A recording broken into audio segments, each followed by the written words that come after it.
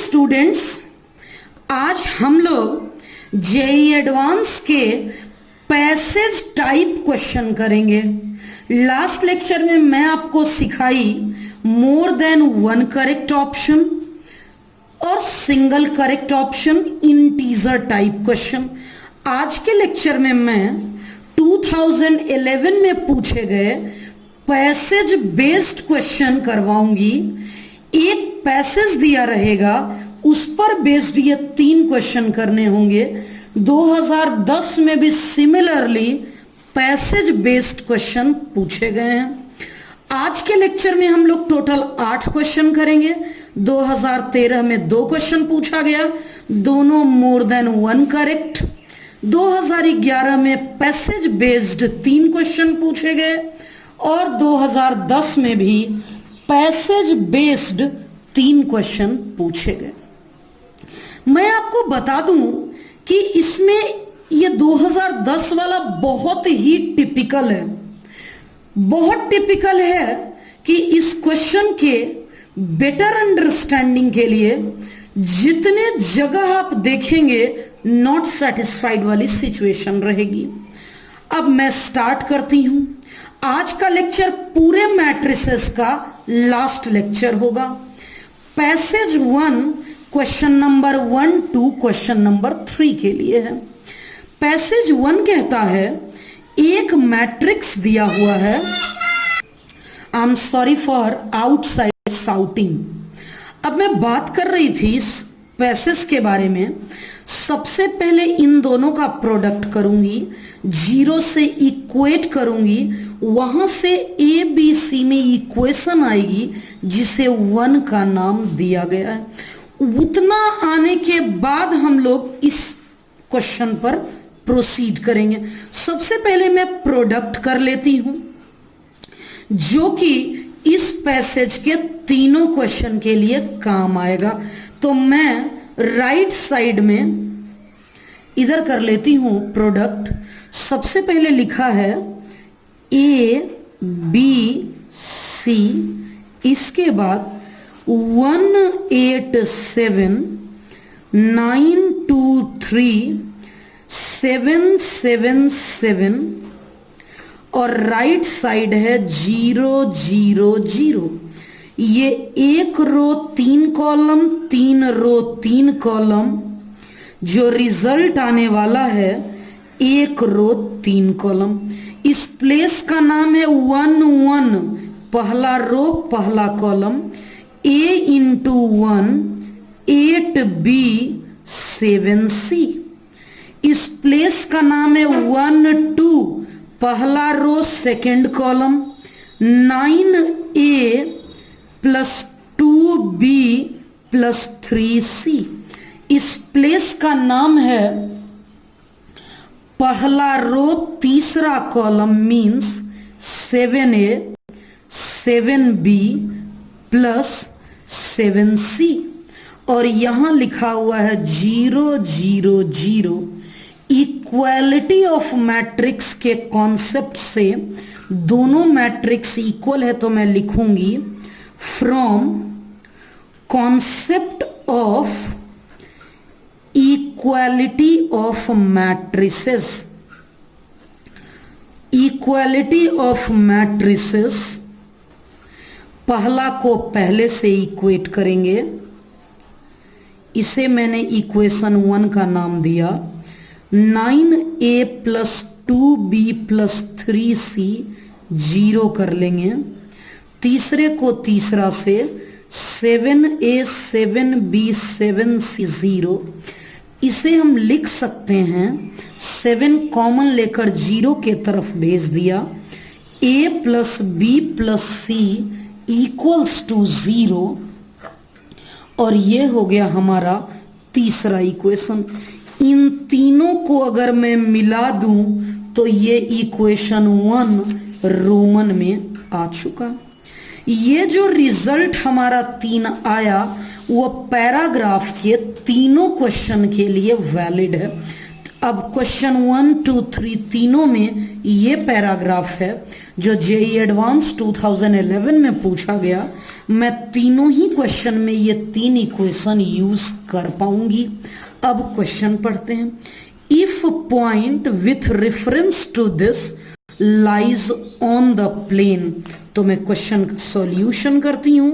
Question लिखा है since point P A B C lies on this plane, since this point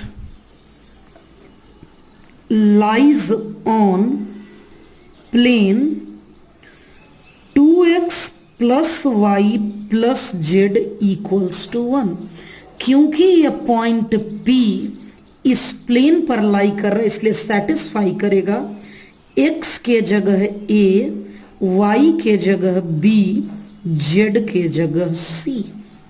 question को आगे proceed करते हैं। फोर्थ इक्वेशन मैंने मान लिया। Then the value of 7a plus B plus C, अब इसकी वैल्यू पूछी जा रही है 7a प्लस बी प्लस सी। ध्यान देना है, यहां से मुझे 7a प्लस बी प्लस सी चाहिए, तो इतना तो है ही, केवल इसमें 5a जोड़ दूंगी तो काम हो जाएगा। 5a जोड़ दूंगी तो ये 7a प्लस बी प्लस सी बन जाएगा। 5a जोड़ दूंगी का मतलब है 5a जोड़ दूंगी, इसका मतलब a की वैल्यू पहले निकाल लूं। तो क्या इक्वेशन 3 से b प्लस सी लिख सकती हूं? इक्वेशन 3 से मैं b प्लस सी लिख सकती हूं। लिख लेती हूं मैं। From equation 3 a plus B plus C 0, it means b plus C बराबर -a। अब इक्वेशन 4 में इसे डाल देती हूं। 2a प्लस बी प्लस सी 1, b प्लस सी के जगह लिखूंगी -a, b प्लस सी के जगह लिखूंगी -a। 2a माइनस a हो जाएगा a। हमारा a तो आ गया, लेकिन मुझसे पूछा था 7a plus B plus C. अब मैं क्या करती हूं, नाउ जो बहुत आसान क्वेश्चन है, ये तीनों वेरी इजी की कैटेगरी में है। मुझसे पूछा जा रहा है 7a plus B plus C. अब मैं फ्रॉम 5 b प्लस सी के जगह रख लूंगी यूजिंग 5, इस b प्लस सी के जगह -a रखूंगी। 7a माइनस a होगा 6a, और a की वैल्यू 1 है। 6 इंटू 1, हमारा करेक्ट आंसर आ गया 6। कौन सा ऑप्शन करेक्ट है? चारों ऑप्शन में मिला लेते हैं, 6 डी ऑप्शन में है, इसलिए डी ऑप्शन करेक्ट होगा। एक बात ध्यान रखना है, इस पैसेज के बाकी दोनों क्वेश्चन के लिए ये पैसेज है, इसका मतलब ये तीनों इक्वेशन वैलिड है। हम बार बार इस तीनों को कैलकुलेट नहीं करेंगे। क्वेश्चन नंबर 2 पढ़ लेते हैं। 2 नंबर क्वेश्चन लिखा है let b equal to 6, b equal to 6, if alpha and beta are the roots of the equation, it means, इसका मतलब है sum of roots minus B upon A, product of roots c upon a। Then अब ये पूछा है, इसकी value पूछी है। तो सबसे पहले मेरा लक्ष्य है, मेरा पहला प्रायोरिटी है b और a की वैल्यू, c और a की वैल्यू। तो b तो पता है, अब a और c निकालने के लिए मैं पहले वो तीनों इक्वेशन लिख लेती हूँ। मैं लिख लेती हूँ, यहाँ क्या होगा, फ्रॉम पैसेज से मैं उन तीनों इक्वेशन को लिख लेती हूँ। मैंने पीछे पैसेज से देखकर ये तीनों इक्वेशन मैंने यहाँ से लिख लिया है, 1, 2 और तीसरा। अब इस क्वेश्चन की बात करते हैं। b तो 6 है, तो ए और सी चाहिए। मैं क्या कर रही हूँ इसमें, ये तो रोमन में फर्स्ट है, ये पहला, दूसरा और तीसरा 1 - 3 कर लेती हूँ, क्योंकि ताकि ए और सी निकल सके। a + 8b 7c = 0, a + b + c = 0। अब यहाँ जैसे ही मैं माइनस करूँगी 7b + 6c 0, b की वैल्यू 6 था दिया हुआ, 6c आ गया -42, इसलिए c आ गया -7। अब फ्रॉम 3 लिखूंगी, from 3 a + b + c = 0। b तो पहले से ही गिवन था 6 -7, a की वैल्यू 1 आ गई। अब a b c सब मालूम है, तो मैं क्या कर रही हूँ, अल्फा + बीटा -b/a, यानी -b की वैल्यू 6, a हमने अभी अभी कैलकुलेट किया 1, ये आ चुका। Product of root c upon a, c -7 और a 1, -7/1। अब ये दोनों आ चुका। अब पूछा क्या है, अब यहाँ से देखेंगे। अब जो पूछा जा रहा है हम लोग इस पर विचार कर सकते हैं। अब पूछा जा रहा है now sum of roots, summation n = 0 से infinite 1/α 1/β to the power n। n के जगह बारी पहले इसे सिंप्लीफाई ही कर लेती हूँ, summation beta plus alpha, alpha beta, summation n = 0। ये सम ऑफ रूट्स होगा -b/a, प्रोडक्ट ऑफ रूट्स होगा c/a, a और a कैंसल आउट हो गया, ये यहाँ हो गया n = 0 -b/a to the power n। अब इसे लिख सकते हैं -b/a है -6 की पावर n। अब n के जगह पहले 0 रखूंगी, इसके बाद 1, इसके बाद 2 और लास्ट होगा infinite. Sum to infinite terms of GP का फॉर्मूला होता है S∞ a/1 - r। a है 1 फर्स्ट टर्म, कॉमन रेशियो है इतना अपॉन इतना यानी -6। 1/7 किसी भी ऑप्शन में नहीं है, इट मीन्स हमने कोई मिस्टेक किया। तो देख लीजिए क्या मिस्टेक हुआ। यहाँ ये c है, ये c है और हमने बाय मिस्टेक a लिख दिया।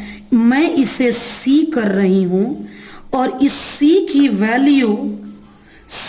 वैल्यू है -7।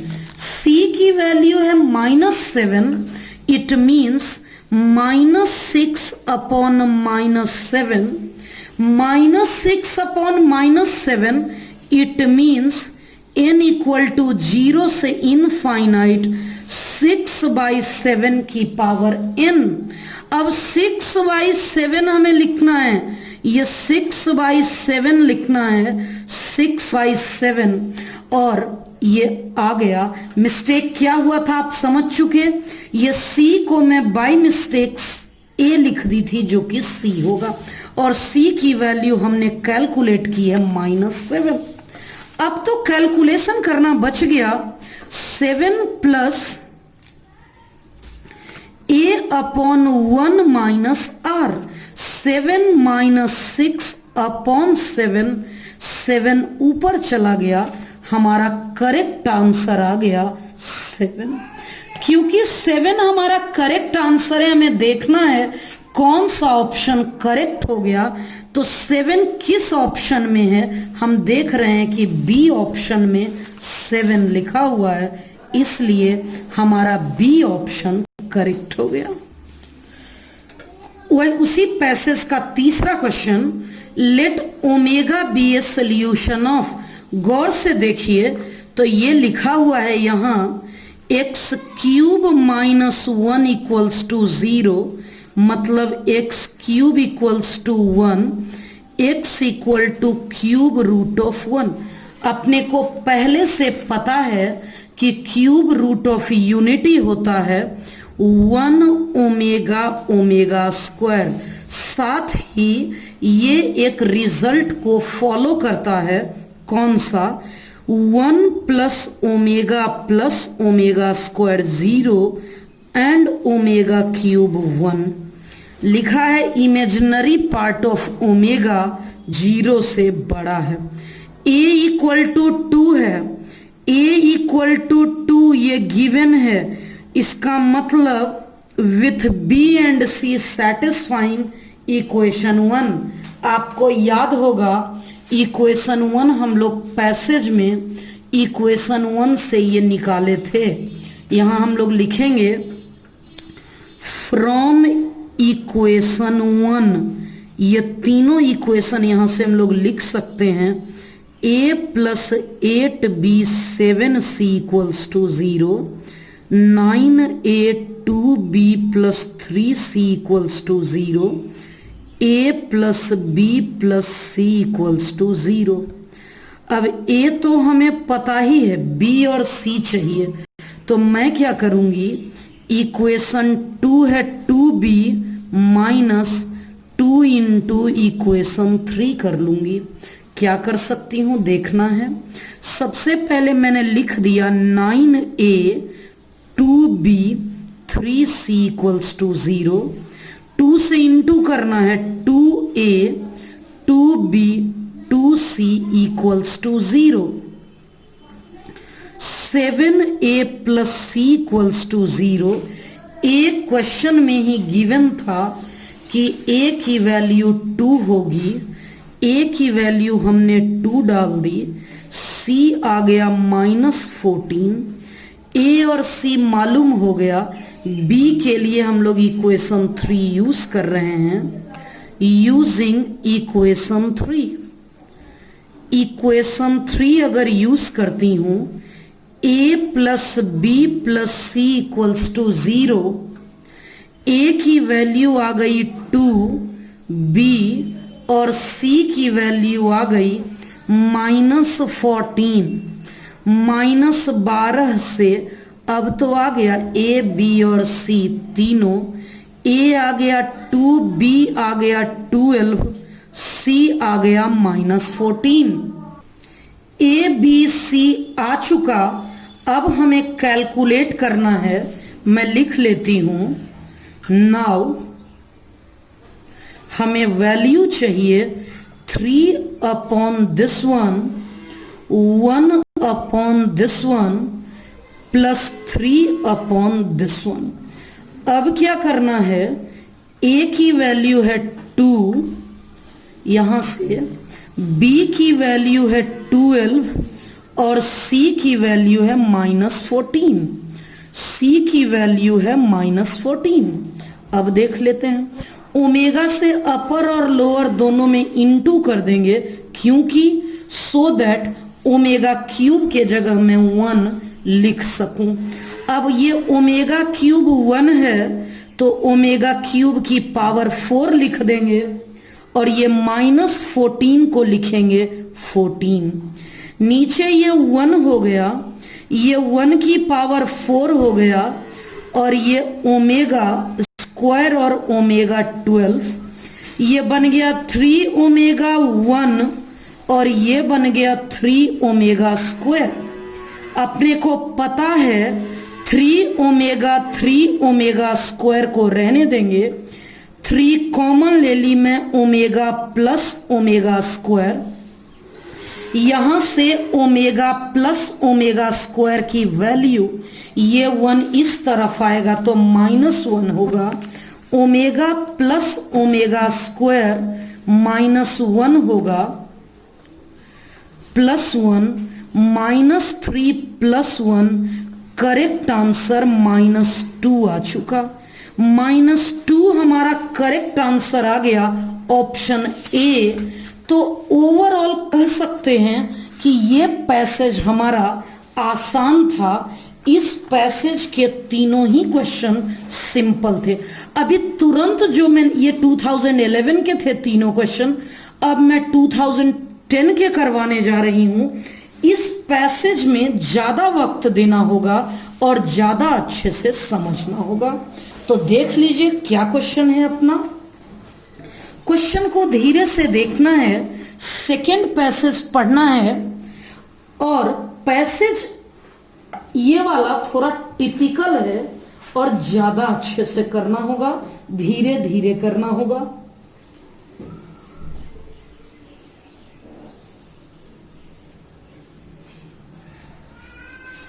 अब मैं आपको बता दूं क्वेश्चन क्या है।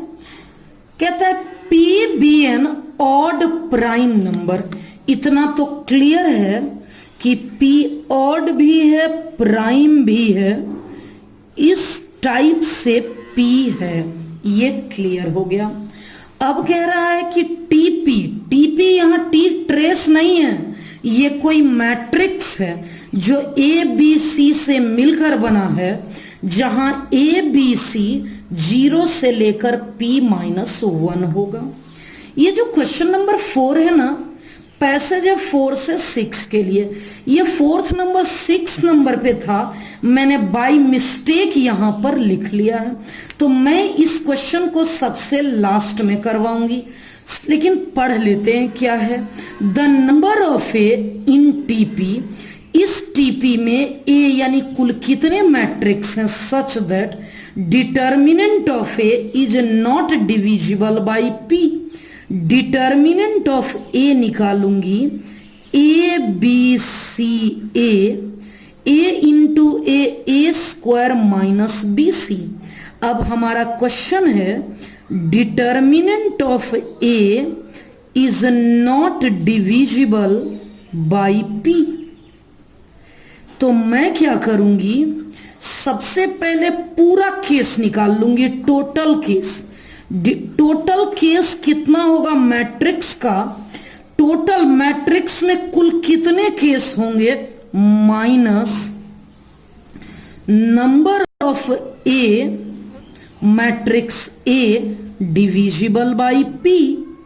निकाल लूंगी, हमारा निकल जाएगा नॉट डिविजिबल। कैसे, number of A in which determinant of A is divisible by P. मुझसे पूछा था नॉट डिविजिबल बाई पी, मैं क्या करूंगी, टोटल में डिविजिबल बाई पी माइनस कर लूंगी। टोटल अभी निकाल कर सिखाती हूं। टोटल केसेस क्या है समझना है। ए बी सी ए, यही था मैट्रिक्स ए। मैट्रिक्स ए इस पैसेज के अनुसार ये है। कुल कितना मैट्रिक्स ए पॉसिबल है तो सीखिएगा। मैट्रिक्स ये एलिमेंट ए के कुल कितने चांसेस हैं, मैं इस तरफ समझा देती हूं। मैट्रिक्स ए था A B C D.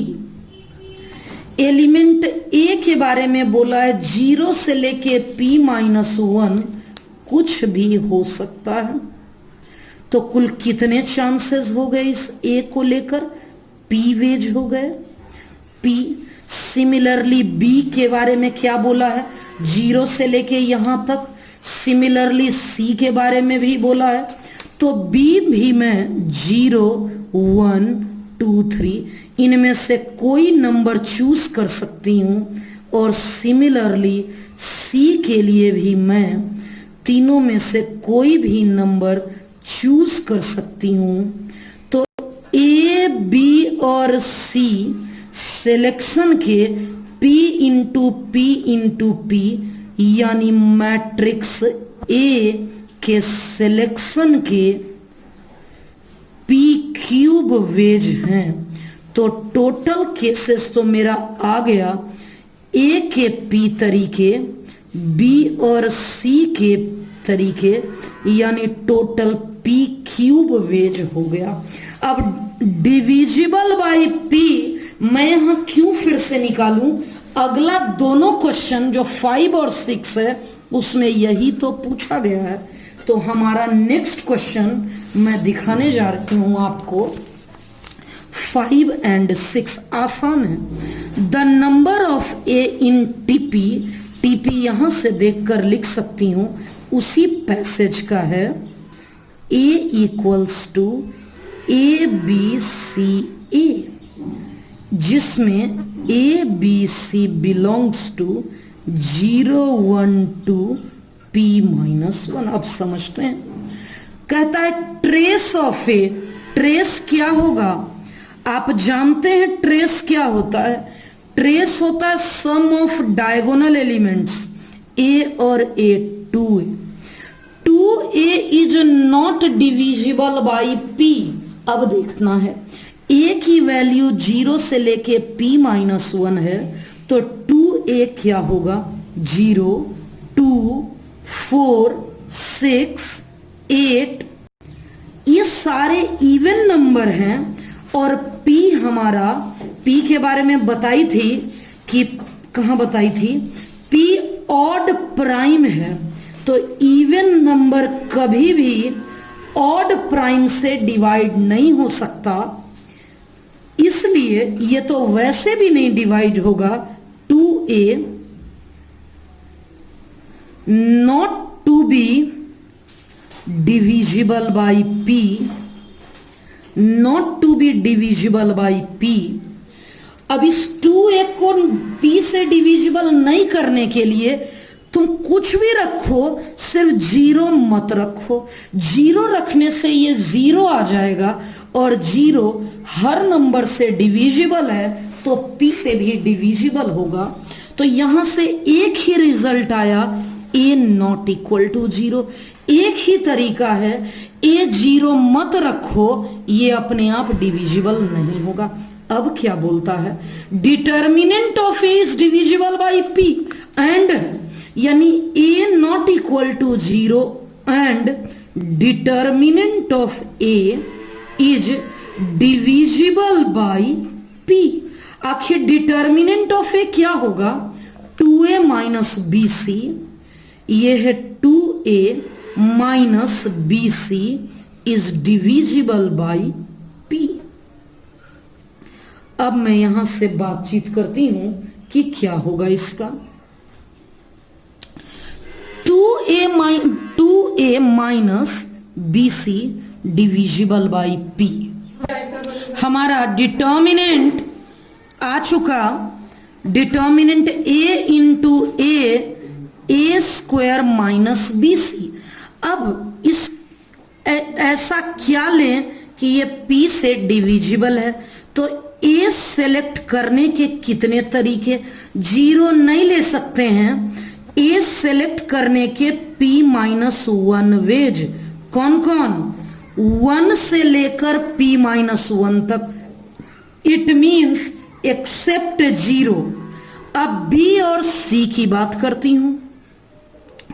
b लेने के भी p माइनस 1 वेज, लेकिन c लेने के एक ही तरीके। क्यों?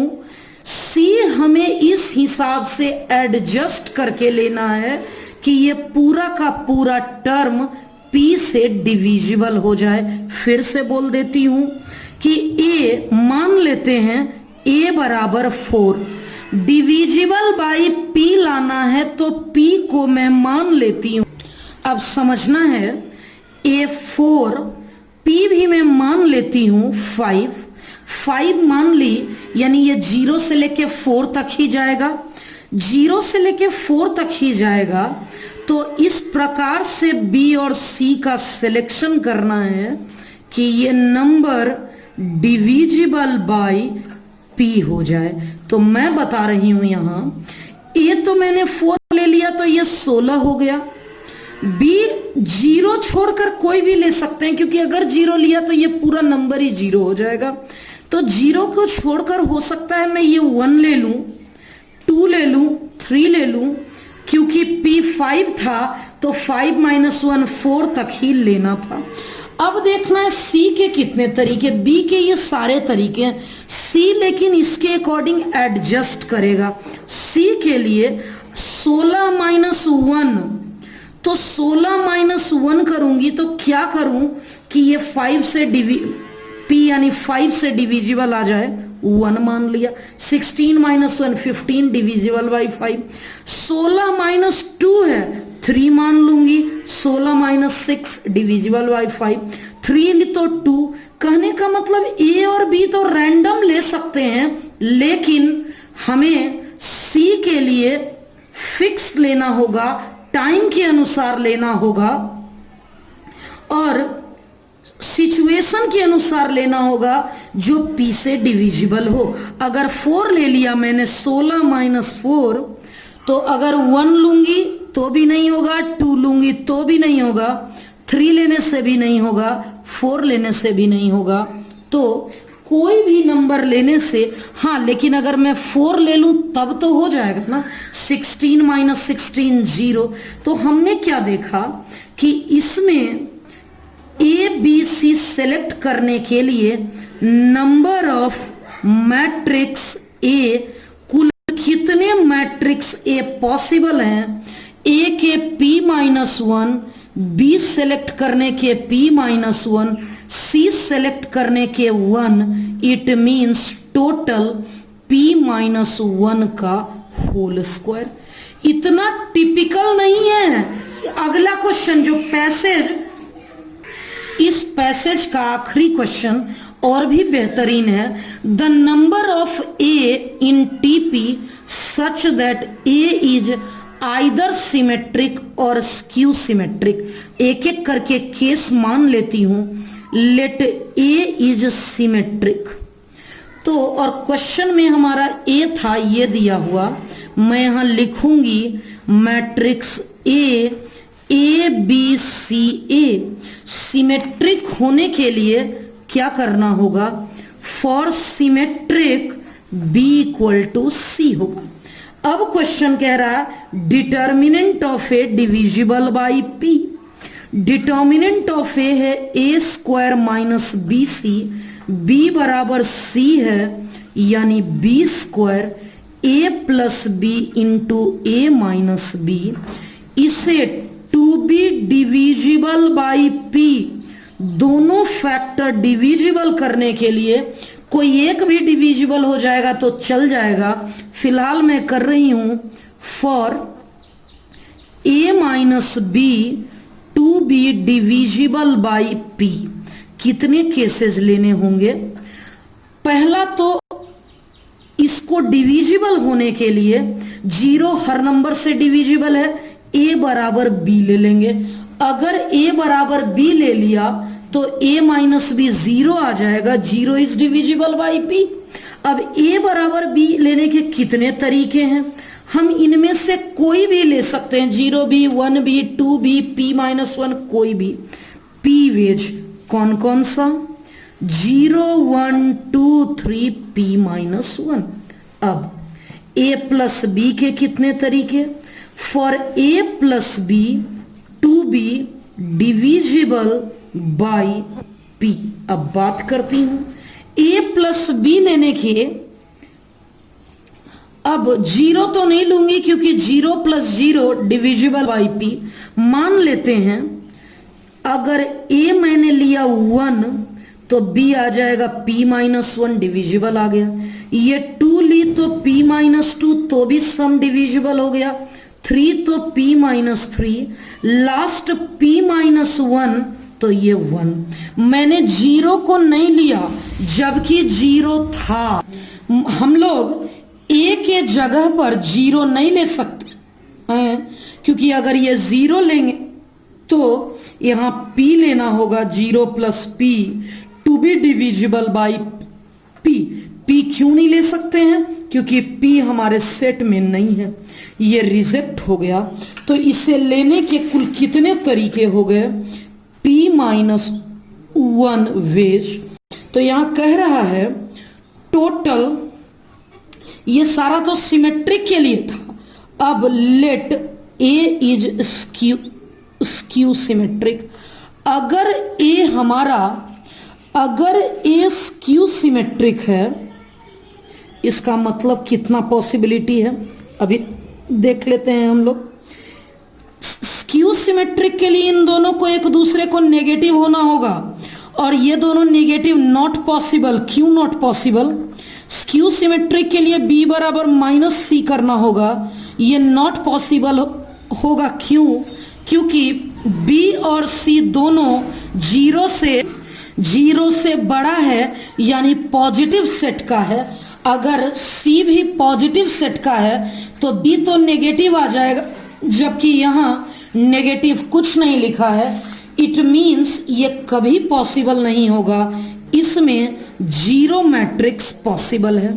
तो अब हम लोग टोटल नंबर ऑफ मैट्रिक्स की अगर बात कर लें कि टोटल कितना मैट्रिक्स पॉसिबल है, total number of matrix A, अगर हम लोग टोटल नंबर ऑफ मैट्रिक्स में, क्योंकि और था सिमेट्रिक और स्क्यू सिमेट्रिक, हम लोग सभी केसेस को ऐड कर देंगे। ये P और ये P-1 और यहाँ 0, इन तीनों को जैसे ही हमने ऐड किया 2P-1 हमारा करेक्ट आंसर आ गया। कौन से ऑप्शन में है 2P-1? हम लोग देखेंगे डी ऑप्शन में है 2P-1 आ गया, ये डी ऑप्शन हमारा करेक्ट हो गया। अब हमारे पास 2 आसान क्वेश्चन और हैं, ये बहुत ही आसान है। ये पिछले पैसेज की तरह टिपिकल नहीं है, सिंपल फंडामेंटल है सिमेट्रिक और स्क्यू सिमेट्रिक का। एक हेडिंग याद दिला दूं, कॉन्सेप्ट याद दिला दूं, क्या होता है सिमेट्रिक। सिमेट्रिक मैट्रिक्स का मतलब A transpose equals to A, B transpose equals to B। Skew symmetric का मतलब है कि अगर M का ट्रांसपोज लेंगे तो -m आएगा, और N का ट्रांसपोज लेंगे तो -n आएगा। Skew symmetric M transpose -m, N transpose -n। Options के पास जाऊंगी धीरे धीरे। पहले मैं ऑप्शन ए को चेक करूंगी ये सही है या गलत। सुनना, NT-Mn इज सिमेट्रिक और skew symmetric according as M is symmetric और skew symmetric.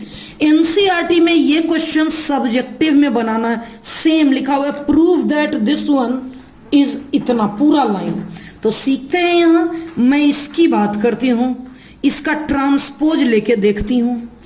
N transpose Mn, जब मैं इसका ट्रांसपोज लूंगी, प्रॉपर्टी कहता है A, B एंड C के लिए A, B, C का ट्रांसपोज हम लोग करेंगे। इसका ट्रांसपोज, M का ट्रांसपोज, N ट्रांसपोज का whole transpose, N transpose, M transpose और N। अब यहां से 2 केस लेंगे हम लोग। क्या क्या? पहला, जब M सिमेट्रिक है, और एक दूसरा जब M स्क्यू सिमेट्रिक है। ठीक है, स्क्यू सिमेट्रिक है। मैंने मान लिया N ट्रांसपोज Mn का होल ट्रांसपोज, अगर M सिमेट्रिक है तो M ट्रांसपोज के जगह M लिखेंगे, और अगर M स्क्यू सिमेट्रिक है, अगर ये M स्क्यू सिमेट्रिक है तो M ट्रांसपोज के जगह -m लिखेंगे। अब यहाँ से हम लोग माइनस को जैसे ही बाहर निकालेंगे, कंक्लूड कर गया ये सिमेट्रिक है, क्योंकि इसका ट्रांसपोज यही आ गया। हम बोलेंगे इसलिए इसलिए this one is symmetric when m is symmetric, इसलिए ये सिमेट्रिक तब होगा जब m सिमेट्रिक है। और यहां हम बोलेंगे कि इसलिए इसका ट्रांसपोज माइनस ऑफ ये है, इसका मतलब ये स्क्यू सिमेट्रिक है तब जब m हमारा, ये स्क्यू सिमेट्रिक है तब जब m हमारा स्क्यू सिमेट्रिक है। अब यही तो लिखा हुआ था कि ये सिमेट्रिक और स्क्यू सिमेट्रिक m के अकॉर्डिंग होगा, बिल्कुल सही था, इसलिए हम बोलेंगे कि ये ऑप्शन अब करेक्ट हो गया। अब मैं ऑप्शन बी, सेकेंड ऑप्शन की बात कर लेती हूं। ऑप्शन बी को चेक करके बताती हूं ये सही है या गलत है। ऑप्शन बी में लिखा हुआ है mn minus nm is symmetric for all symmetric matrix. Okay, for symmetric matrix capital M and capital N, M transpose भी M होगा, N ट्रांसपोज भी N होगा। और अब हम लोग mn माइनस nm की बात कर लेते हैं। इसको सिमेट्रिक देखना है सही है या गलत, इसका ट्रांसपोज कर लेंगे। पहले का ट्रांसपोज माइनस दूसरे का ट्रांसपोज, ए बी का ट्रांसपोज होगा बी का ट्रांसपोज ए का ट्रांसपोज, यहां भी ए बी का ट्रांसपोज होगा बी का ट्रांसपोज ए का transpose, N transpose N M transpose M. अब गौर से देखें, minus common M N minus N M, तो आ गया इसका transpose negative of this one, इसलिए M N minus N M is skew symmetric. और यहां क्या था, यहां बोला था सिमेट्रिक, इसका मतलब इतना तो पता चल गया कि ऑप्शन बी रॉन्ग हो गया। अब बात यहां ऑप्शन ए सही था। अब ऑप्शन सी की बात कर लूं मैं, ऑप्शन सी क्या होगा, mn is symmetric for all symmetric matrix. For symmetric matrix capital M and N, symmetric यानी M transpose M, N transpose N होता है, N होता है, तो Mn की बात की गई है। Mn के बारे में बोला है सिमेट्रिक की नॉट, तो Mn का ट्रांसपोज ले लूंगी, N transpose M transpose N M आ गया, ये नॉट इक्वल टू Mn, इसका मतलब नॉट सिमेट्रिक। ये Mn के इक्वल क्यों नहीं है, क्योंकि Nm Mn के इक्वल नहीं होता है। A B not equal to B A in every case, not symmetric, it means हमारा जो ऑप्शन सी है वह भी गलत हो गया। अब लास्ट ऑप्शन डी की बात करती हूं, एडजॉइंट ऑफ Mn क्या होता है। एडजॉइंट ऑफ Mn की बात कर लूं तो लास्ट यानी adjoint of N into adjoint of M होता है, जो कि यहाँ कुछ और लिखा है, यहाँ कुछ और लिखा है। इसका मतलब ये नॉट इक्वल, इसके नॉट इक्वल है। हम बोल सकेंगे अब ऑप्शन डी हमारा रॉन्ग है। कुछ बच्चे इसमें जल्दी से एक करेक्ट टिक कर देंगे, जबकि ये क्वेश्चन मोर देन वन करेक्ट ऑप्शन का था। और यहां क्वेश्चन में नॉट पूछा था, बच्चे ये नॉट देखना भूल जाते हैं। नॉट करेक्ट में हमारा करेक्ट है ए, नॉट करेक्ट में है बी सी और डी, इसलिए मेरा सही आंसर होगा बी सी एंड डी। इतना ही आसान क्वेश्चन हमारा एक आखिरी क्वेश्चन है। 8 लास्ट क्वेश्चन, अच्छा क्वेश्चन है ये, जेई एडवांस 2013 में पूछा गया, more than one correct option वाली कैटेगरी से। Let omega be a complex root of unity. Omega के बारे में दो बातें जानते हैं हम लोग। पहला, ओमेगा क्यूब 1 होगा, 1 प्लस ओमेगा स्क्वायर 0 होता है। अब कहा जा रहा है कि capital P n cross n order का है। ये P जो मैट्रिक्स है वो n क्रॉस n ऑर्डर का है, जहां पर वेयर कैपिटल Pij ओमेगा की पार i प्लस जे। अब n पूछा है तो हम तो धीरे धीरे ही देखेंगे। कंडीशन भी दिया है p square not equal to 0, तो n की अलग अलग वैल्यू पर p स्क्वायर निकालूंगी। सबसे पहले मैं n के जगह 1 ले लेती हूं। सबसे पहले मैं n के जगह 1 ले ली, पुट n इक्वल्स टू 1। जैसे ही मैं n के जगह 1 लूंगी, हमारा ये p होगा, एक ही 1 लिया यानी 1 क्रॉस 1 मीन्स p11, तो ये मैट्रिक्स हो जाएगा। p का डेफिनेशन है i प्लस जे, 1 प्लस 1। अब मैं ये तो p मालूम हो गया, मैं इसके लिए p स्क्वायर निकाल कर देखती हूँ। Omega square into omega square, omega 4, ये ओमेगा 4 आ चुका जो नॉट इक्वल्स टू 0 है। तो ठीक है, ये चल सकता है, लेकिन 1 ऑप्शन में नहीं है। मैं n के जगह 2 रख के देखती हूँ। जब n के जगह 2 रखूंगी, इसका मतलब ये मैट्रिक्स 2 क्रॉस 2 होगा। P11, P11, P12, P21, P22। अब इस चारों को लिखेंगे कैसे? 1 1 मतलब 1 प्लस 1, 1 प्लस 2,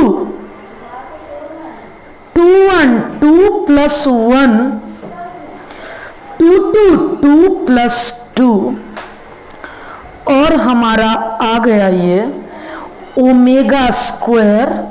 ओमेगा क्यूब का मतलब 1 1, ओमेगा क्यूब 1 होता है, इसलिए ओमेगा 4 ओमेगा हो गया। ये तो हमारा p हुआ, हमें चाहिए p स्क्वायर। p स्क्वायर की वैल्यू p इंटू p हमें मालूम है। मैं इसका प्रोडक्ट निकाल कर बताती हूँ, ये 0 आएगा या नहीं आएगा। ओमेगा 4 प्लस 1, ओमेगा 4 ओमेगा होगा, omega square plus omega, omega square plus omega, omega square plus omega, 1 plus omega square. ये क्या आ गया अब हम लोग देख सकते हैं।